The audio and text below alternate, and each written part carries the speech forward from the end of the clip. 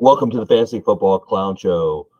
We've got Trader Dan along with me, the Fantasy Clown, and week 16 in the books. And gee, it's Thursday of week 17 as we're recording this. Probably hit the airwaves tomorrow, and so you'll get to hear us kind of watching the game while we're just kind of talking week 17 football. And Dan, you're in the Final Four in the Elite Eight. How do you feel? I feel a lot better now. I just seen Njoku with a 30-yard gain.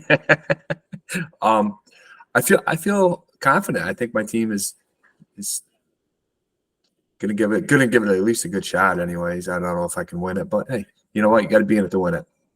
And you get hardware, right? You know, you're in the Final Four. That's a hardware position. So that's really cool. But I want the hardware.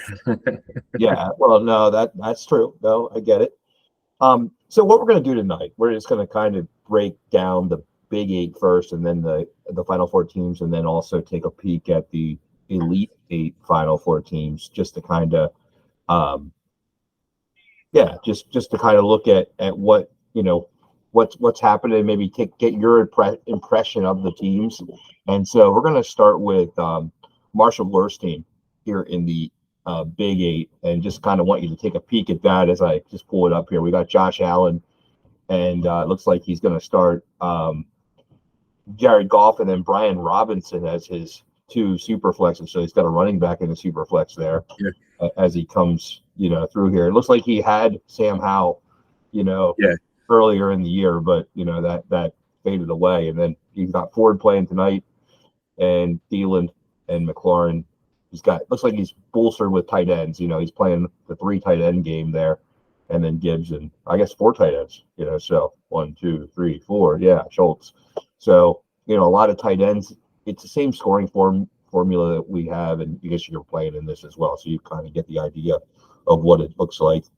I guess we'll take a look at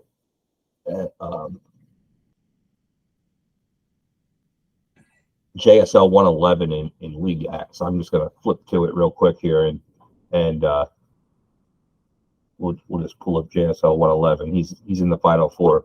This team has Hurts, and it looks like we don't know exactly who he's going to start here in that second position. It looks like it was Russell Wilson, but must be making a roster move here. I would think that you looking here at what he's got going on, he must be thinking that he's going to do a Jared Hall pickup, maybe. I saw he might start for Minnesota, right? Is that It does look like he's going to start, yep. But he might be taken in a dynasty league, so actually that might not work. I guess I'm wondering what's he going to do. I'm sure it was Russell Wilson was the plan, and kind of surprised that maybe Hunt wasn't a sub in here, unless he's going to go like Robert Woods or something. But there's just not much when you're looking here. Well, I guess Knox is it Knox to play? Like I don't know. Like I feel like this team. I'm looking here, and I like McBride, but man, this team I can't see how it wins in the. Well, it's got a lot of boomer bust kind of guys. Where Alvin Kamara, we talked about it several times. How he's just that kind of like that wild card. Sometimes he just goes off of that massive fantasy football game, and it just crumbles teams that maybe even were better that they're playing against. Yeah, and I'm looking at for Jay Yates here. Josh Allen again. Yeah, it seems like that's the quarterback to the final four here, doesn't it? And a whole lot of all different tight ends though. I'm just kind of interested in that. Okay, so he's got the 3 quarterbacks. He's the first guy that's going to go 3 quarterbacks here in the Superflex.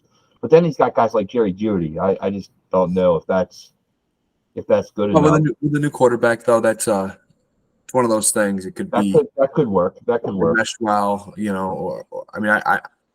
if I got to take a coin flip running backs now, I think I like it better than I did a week ago. Yeah, and I'm looking at these running backs. I actually think that they're pretty good. It's got Taylor and then Swift and then Kyron Williams. I feel like that's stout. I don't know if Chase makes it the whole way back, but Lamb, that looks solid. Yeah, I think I like this one the best of the bunch so far. If you're asking me, hey, which one is the team to beat? And then we're going to look at this is the team that was the 16 seed coming in and is made it the whole way to the Final Four. This Captain Curl team. Another Josh Allen. I mean, they're just offsetting. Well, they're right.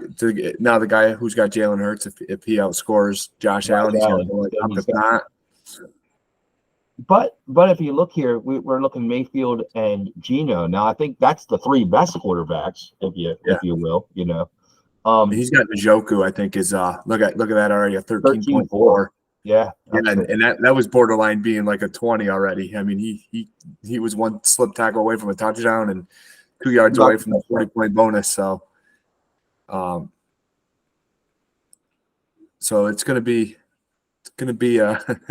hopefully an Njoku show today. But for his sake, and really for anyone who owns Njoku, we've been riding the wave the last 2 months.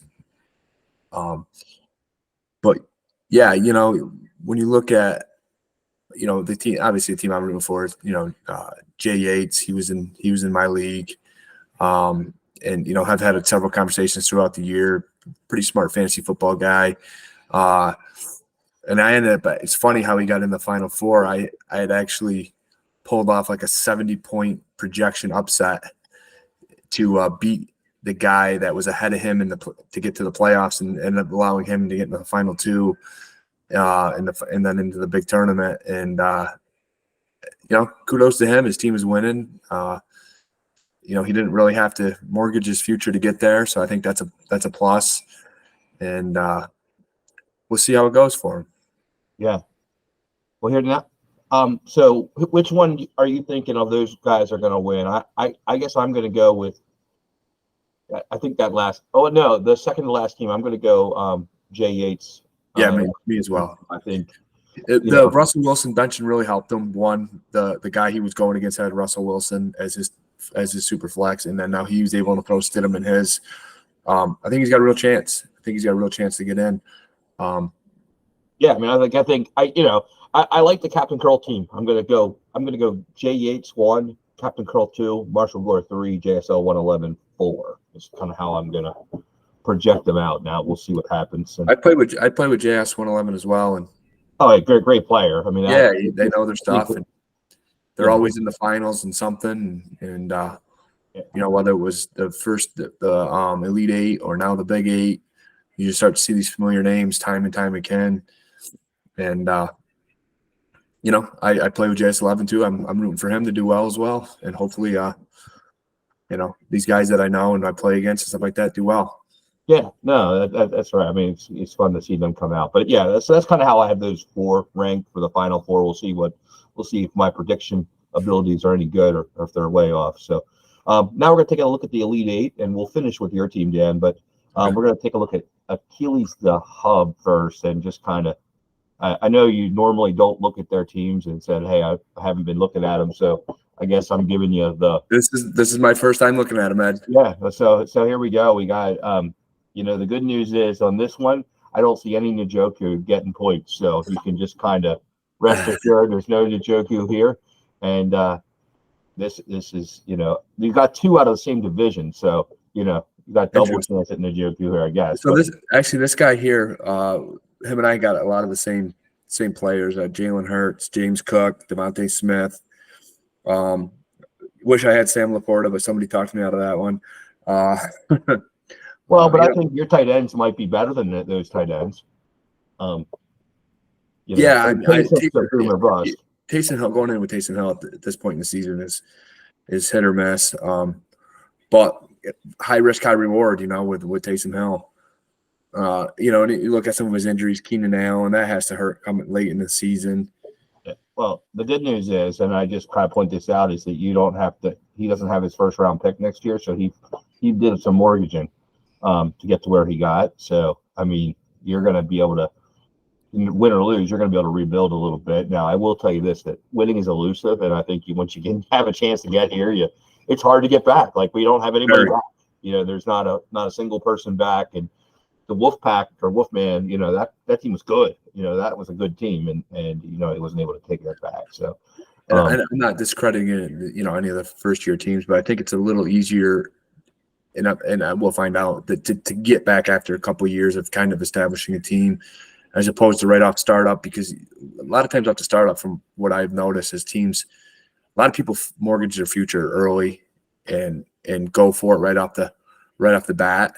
Yeah. And I think that that's why it's so hard the following year to get back. But I think once you get a team and you get your young guys that, these guys who kind of just ate a year and said, I'm going to go young, rebuild, the guys like with Trey McBride's and, kind of like what my team is, they win and then they're built to win. And so I think you'll start to see more people get into the 8, the Final Four, stuff like that.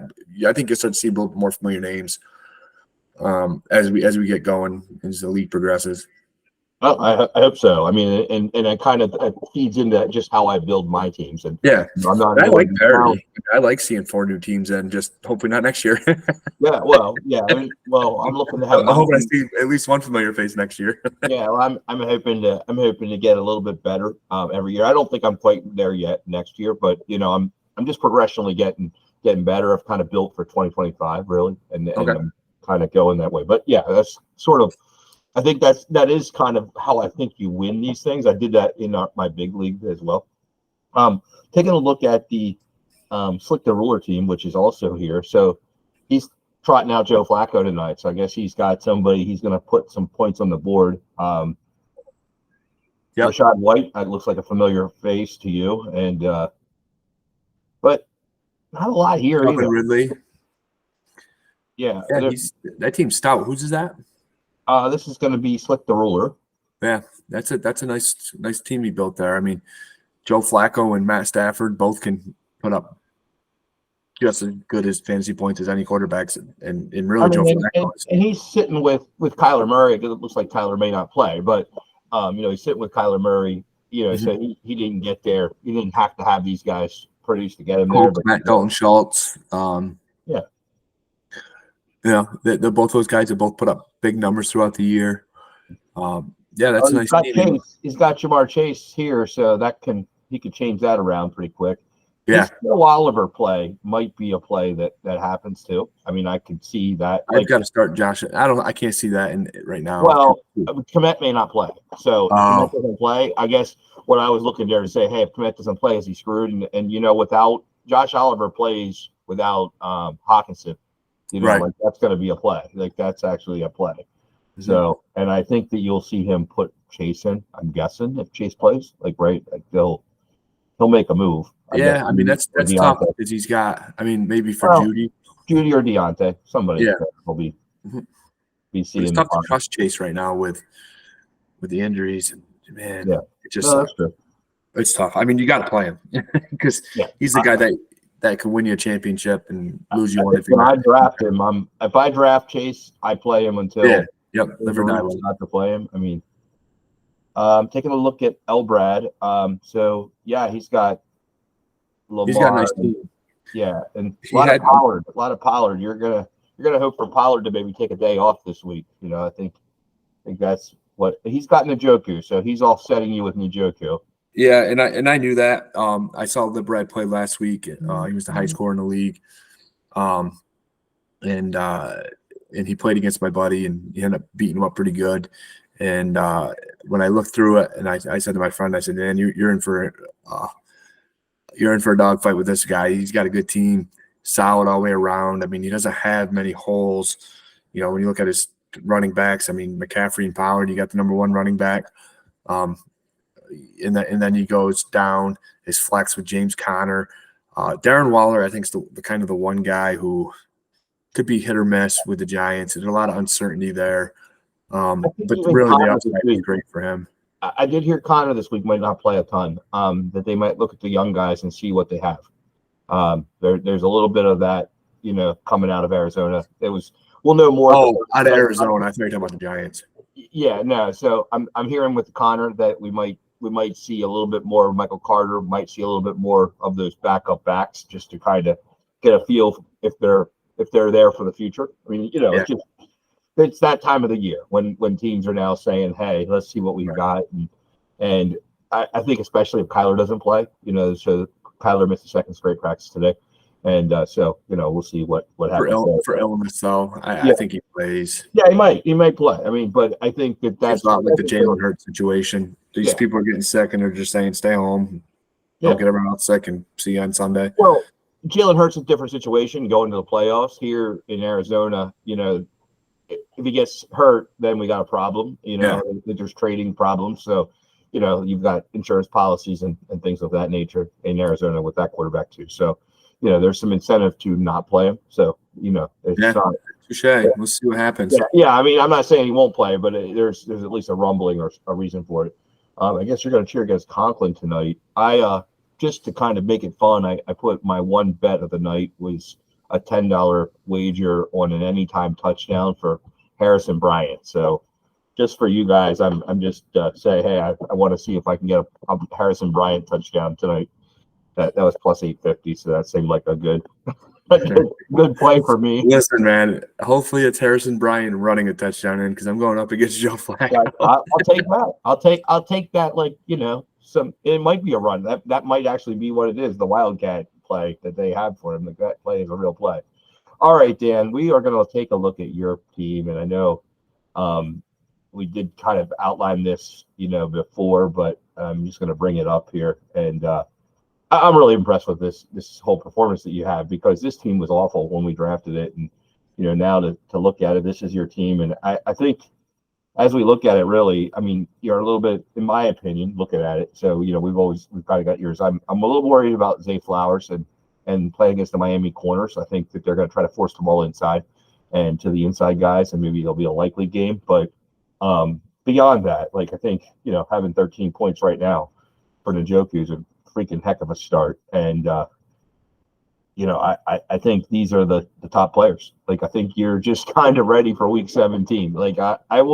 I will actually sort of be shocked if you don't knock this thing out. So thanks. Yeah, no, I guess there's stiff competition. Yeah, no, I agree with you. But when you look at from top to bottom, complete, Zay Flowers might be one of my weaknesses, but what I'm playing against Zay Flowers with somebody else on the team, and there's still time. He's questionable. I want to just make sure it's 100%. But what I like about this matchup, and I know, like you said, with the corners, but what I like about it is, they got something to play for, right? So to me, is if I'm going to play, if I went with a Thielen. Okay, well, Thielen's got really nothing to play for this week, right? So that, like you said, could be one of those things where, all right, we'll throw Mingo in a little bit more. We'll go see Terrence Marshall, see what he could do a little bit more. Yeah. And then, Thielen goes down to a, 60% snap share and only sees 7 targets. And with a quarterback that, isn't really very prolific at this point in his career, it's just one of those things. If I'm gonna play for something, I'd rather have guys in there that are also going to be playing for something. So then, while I have you, I'm going to ask you, kind of a question, that I'm debating, and I have a championship team, and I'm not fortunate enough to have any in any high stakes leagues, but in my little stakes, but it's the long time league where I've been playing this league since 1998. So I guess I always kind of brag this league up because I feel like it's one of the leagues I really care about because of just being that long, going, I guess. And I have Thielen in, so now they kind of making me think a little bit. I was sort of debating, I have 5 receivers, I need 2, and they're all the same, to be honest with you. They're all the same. I think Gabe Davis, Demario Douglas, Jordan Addison. I have those 3 benched right now, and then I'm starting Thielen and Pittman. I mean, I think Pittman's a start if he plays. Pittman's a start if he plays. Now I got the second one. And most of the year I've been going Jordan Addison.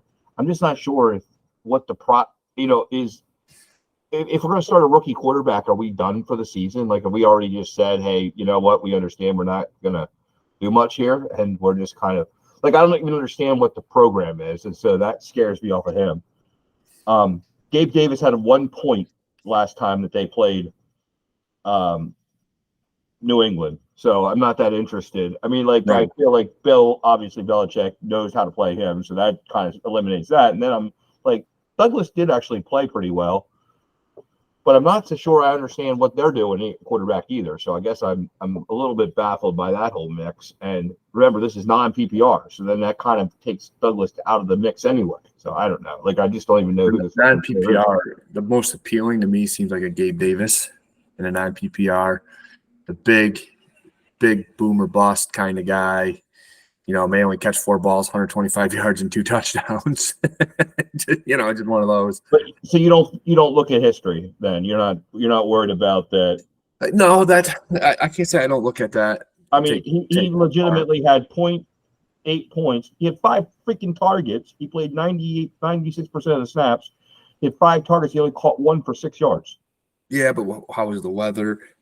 What did Josh New England week 7? It was a long time ago. Oh yeah.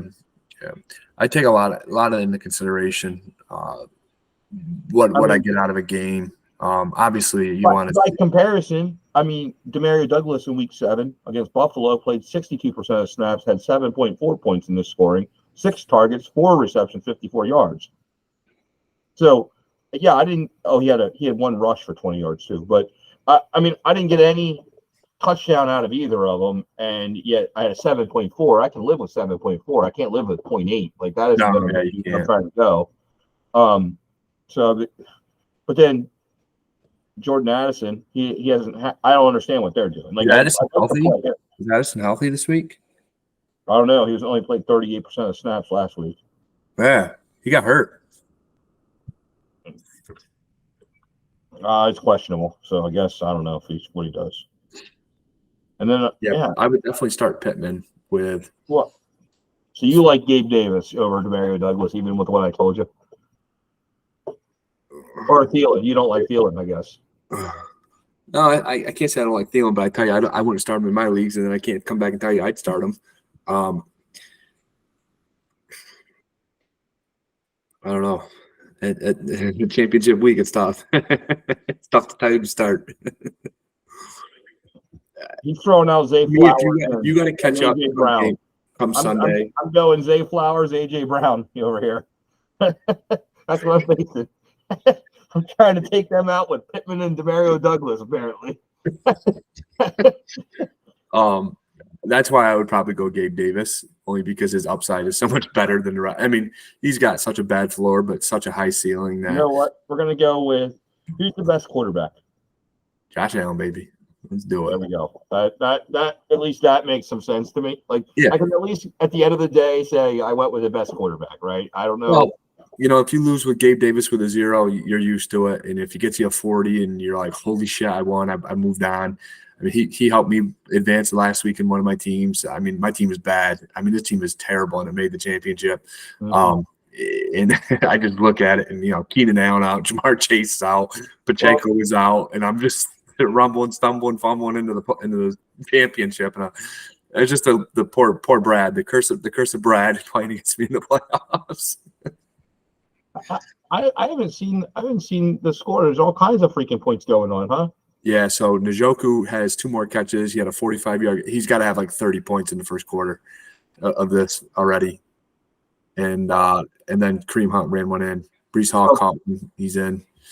Oh, Breece Hall got a touchdown. Okay, I got 2 guys in. I have Ford. So I have Ford in this league, and he obviously has the touchdown already.